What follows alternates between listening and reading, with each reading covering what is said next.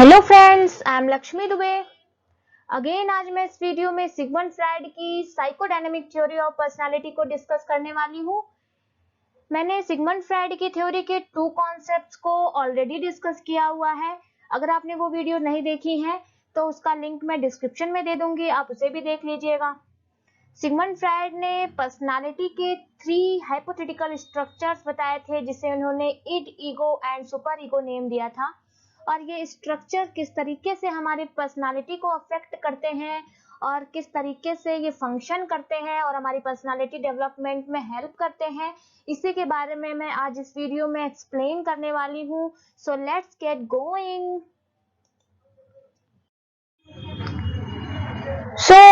First of all हम personality के structure को समझेंगे एंड उसके डायनेमिक्स को समझेंगे। फ्रायड ने किस तरीके से इसके बारे में बात की है।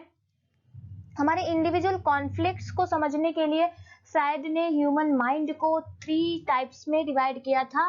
First is id and second is the ego and third is super ego. इनके बारे में हम डिटेल में बात करेंगे। मैंने आपको पिछली वीडियो में बताया था कि फ्रायड ने माइंड के 3 लेयर्स बताए हैं जो कि स्ट्रक्चरल बेसिस पर थे, कॉन्शियस, सबकॉन्शियस एंड अनकॉन्शियस। ये जो उन्होंने पर्सनालिटी का स्ट्रक्चर बताया है वो हाइपोथेटिकल स्ट्रक्चर है, जिसके बेसिस पे उन्होंने id, ego and super ego name दिया है। और ये हमारी पर्सनालिटी के लिए बहुत इंपॉर्टेंट होते हैं और हमारी पर्सनालिटी को ये अफेक्ट करते हैं। सबसे पहले हम बात करेंगे फर्स्ट स्ट्रक्चर ऑफ पर्सनालिटी की, जिसे फ्रायड ने इड कहा था, उसे हिंदी में इदम कहा जाता है। इड हमारे इंस्टिंक्ट से मिलकर बना होता है। इंस्टिंक्ट को मूल प्रवृत्ति कहा जाता है, जो कि टोटली जन्मजात होती है, बायोलॉजिकल होती है, उस पर किसी टाइप के सोशलाइजेशन का इफेक्ट नहीं पड़ता है। सो फ्रायड ने इड को पर्सनालिटी का ओरिजिनल एस्पेक्ट कहा था, जिसका कि ओरिजिन जो होता है वो इन्नेट होता है, बायोलॉजिकल होता है, सोशलाइजेशन का इफेक्ट नहीं पड़ता है। और इड का जो निर्माण होता है वो हमारे अनकॉन्शियस इंस्टिंक्ट से मिलकर बना होता है, यानी कि हमारे अनकॉन्शियस में जो भी डिजायर्स होती हैं वो इड की होती हैं और इड हमारा उसी इंस्टिंक्ट से मिलकर के बनता है। इसको हम इड को एक न्यूबॉर्न बेबी से कंपेयर करके समझा जा सकता है। जैसे कि एक न्यूबॉर्न बेबी होता है, उसके लिए उसकी नीड फुलफिल करना ही सबसे ज्यादा जरूरी होता है, और जब तक उसकी नीड फुलफिल नहीं होती है तब तक वो रोता रहता है, प्रयास करता रहता है।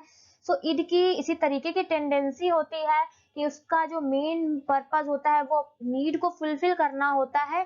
सो फ्रायड ने इड के बारे में ये कहा था कि इड हमारा प्लेजर प्रिंसिपल पर बेस्ड होता है और इसका जो मेन कंसर्न होता है वो टेंशन रिडक्शन होता है। सो इड का जो फंक्शन होता है वो होता है प्लेजर को इंक्रीज करना और पेन को अवॉइड करना।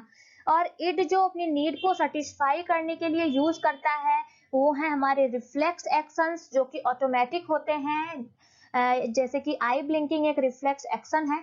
सो ये आई रिफ्लेक्स एक्शन के थ्रू और हमारा जो विश फुलफिलिंग एक्सपीरियंसेस होते हैं उसके थ्रू ही जो इड होता है वो अपनी नीड को सेटिस्फाई करता है।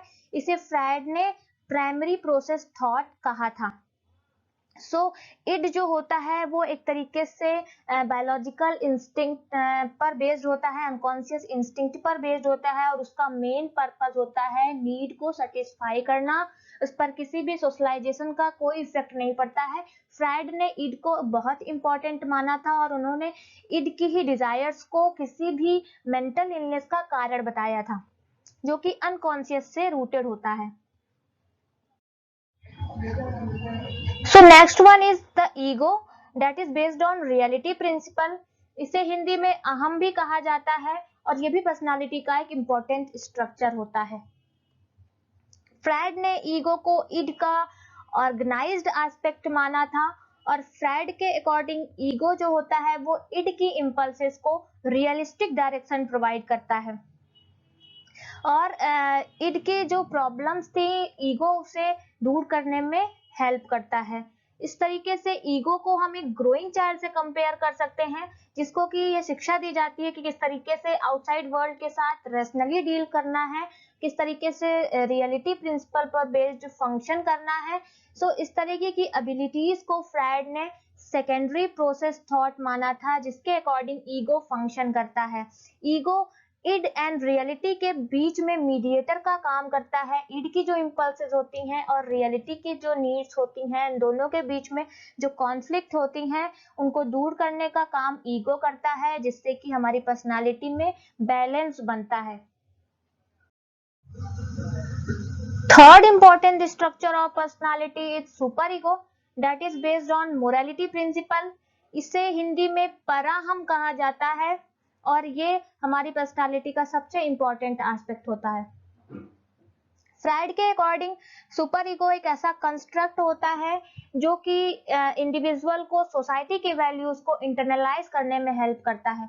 इस सोसाइटी के जो नॉर्म्स होते हैं या जो मोरल वैल्यूज होती हैं उसको किस तरीके से एक पर्सन फॉलो करता है और किस तरीके से उसको इंटरनलाइज करता है, इसके लिए हमारा सुपर ईगो हेल्प करता है।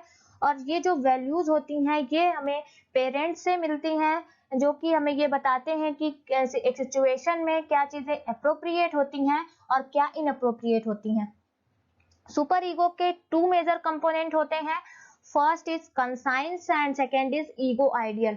कंसाइंस हमारा डेवलप होता है हमारे जो पनिशमेंट से, जो कि हमें पेरेंट्स से मिलता है। जब हम कोई गलत काम करते हैं तो हमें पनिशमेंट मिलता है पेरेंट्स से, तो हमारी इससे हमारी कंसाइंस डेवलप होती है। हम जब भी कोई गलत काम करते हैं तो उसके लिए हमारी कंसाइंस हमें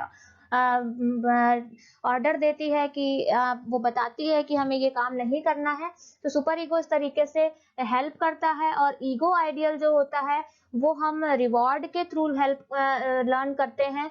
जो भी हम अच्छा काम करते हैं जिसके लिए हमें रिवॉर्ड मिलता है, इससे हमारा ईगो आइडियल डेवलप होता है और ये भी हमें पर्सनालिटी को बिल्डअप करने में हेल्प करता है। सो सुपर ईगो का मेन फंक्शन होता है इड की डिजायर्स को रोकना। ईगो के जो रियलिस्टिक गोल्स होते हैं उन्हें मोरलिस्टिक गोल्स में सब्स्टिट्यूट करना एंड परफेक्शन के लिए प्रयास करना। इस तरीके से सुपर ईगो जो है वो इड एंड ईगो दोनों ही के साथ इंटरेक्ट करता है और हमारी पर्सनालिटी में बैलेंस लाने का काम करता है। सो अगर ओवरऑल बात की जाए end ego and super ego की, तो इड जो होता है वो बायोलॉजिकली कंडीशनड होता है, ईगो फिजिकल एनवायरनमेंट से कंडीशनड होता है और सुपर ईगो सोशियोलॉजिकली या कल्चरली कंडीशनड होता है। इड प्लेजर प्रिंसिपल पर बेस्ड होता है, ईगो हमारा रियलिटी प्रिंसिपल पर बेस्ड होता है और सुपर ईगो मोरालिटी प्रिंसिपल पर बेस्ड होता है। सो इन तीनों के बीच में कॉन्फ्लिक्ट भी होते हैं और कॉन्फ्लिक्ट जब होते हैं तो इससे हमारी पर्सनालिटी में एंजाइटी उत्पन्न होती है, चिंता उत्पन्न होती है। इस तरह की जो एंजाइटी होती है इससे बचने के लिए फ्राइड ने डिफेंस मैकेनिज्म्स बताए थे जिसका कि पर्सन यूज करते हैं इस तरह की चिंता से बचने के लिए। उसके बारे में मैं आगे की वीडियोस में आपको बताऊंगी डिफेंस मैकेनिज्म्स कौन कौन से हैं। सो पर्सनालिटी हमारे इन्हीं तीनों सेगमेंट से मिलकर के बनती है और इन तीनों के बीच में बैलेंस होना बहुत जरूरी है। सो आई होप कि आपको ये सारी चीजें समझ में आ गई होंगी और फिर भी आपको कोई भी डाउट हो या कोई भी आप व्यूज शेयर करना चाहते हो तो आप मुझे कमेंट करके जरूर बताइएगा। और अगर आपको ये वीडियो पसंद आया हो तो इसे लाइक करिए, शेयर करिए और चैनल को सब्सक्राइब करना मत भूलिएगा। Thanks for watching.